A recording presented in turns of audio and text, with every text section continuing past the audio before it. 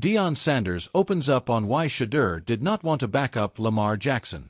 Colorado head coach Deion Sanders recently opened up about the advice he's been giving his son, former Colorado quarterback Shedeur Sanders, as he navigates the early stages of his NFL career.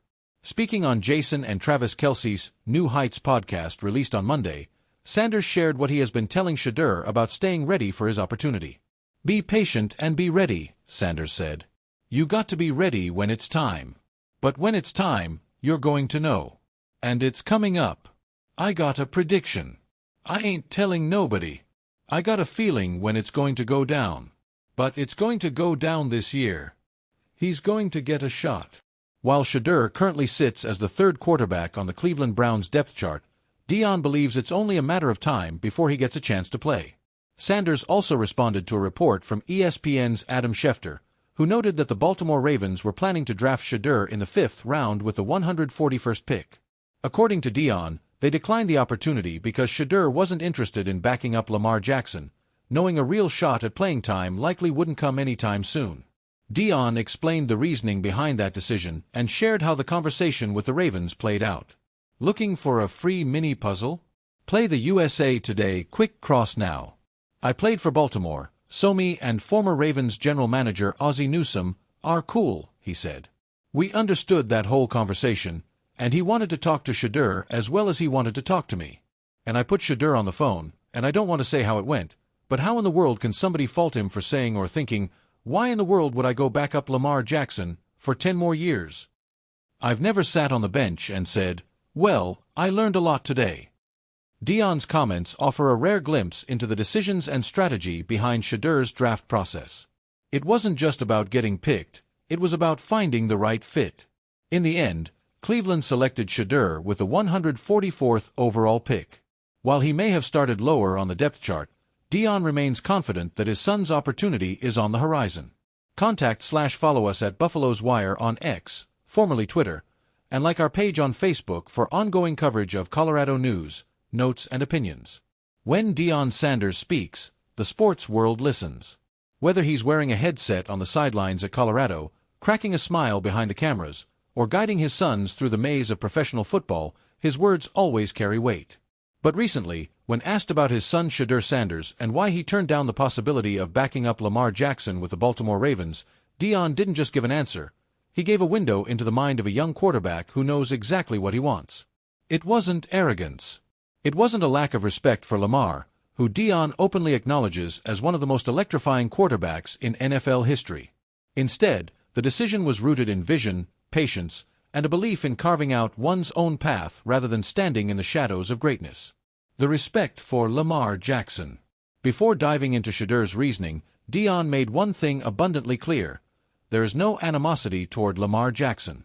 In fact, Shedeur grew up admiring Lamar. The Ravens quarterback redefined what the position could look like: speed, agility, arm talent, and improvisation all rolled into one. "Lamar is Lamar," Deion explained. "He's a once-in-a-generation type of quarterback. Anybody who watches the game knows that. Shedeur has nothing but respect for him. But therein lies the challenge. How do you step into a situation where the man in front of you is not just a quarterback, but a cultural icon? How do you grow as a leader when every snap, every rep, every cheer belongs to someone else?" For Shedeur, the answer was simple: you don't. The shadow problem. Deion was candid when he spoke about what it would mean for Shedeur to back up Lamar in Baltimore. "Look, Lamar's in his prime," he said. "He's not going anywhere for a long time. If you're a young quarterback coming into that building, you're not thinking about playing, you're thinking about holding a clipboard. And Shedeur wasn't built for that." That wasn't a knock on the role of backup quarterbacks. Many legends started their careers waiting in the wings. But Deion emphasized that Shedeur's path was different. He had already been molded into a leader at Colorado, handling the weight of a program that lived in the national spotlight. He wasn't looking to sit silently. He was looking to command an offense. "Shedeur's got too much leadership in him to be somebody's shadow," Deion said. He wanted to be in a place where he could eventually own that huddle, where those guys could look at him and say, "That's our quarterback." The competitor's mindset. This wasn't about impatience, it was about competition. Deion often reminds people that his son grew up with the DNA of a competitor. From youth football fields to packed college stadiums, Shedeur wasn't just playing the game, he was trying to master it.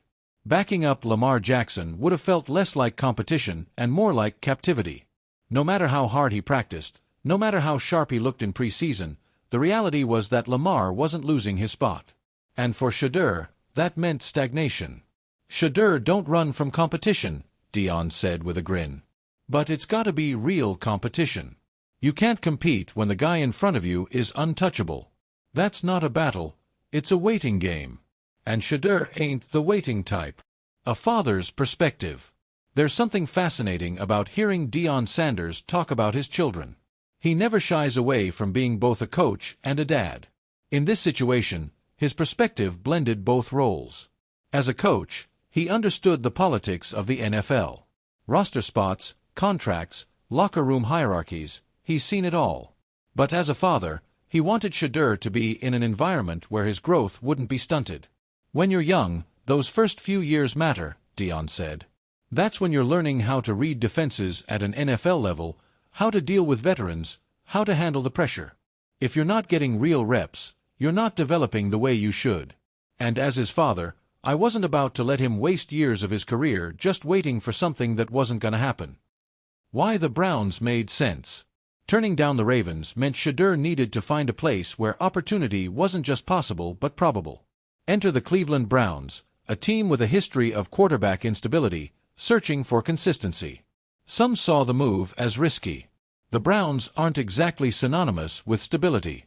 But to Deion and Shedeur, it was the perfect storm. "In Cleveland, there's room to grow," Deion explained.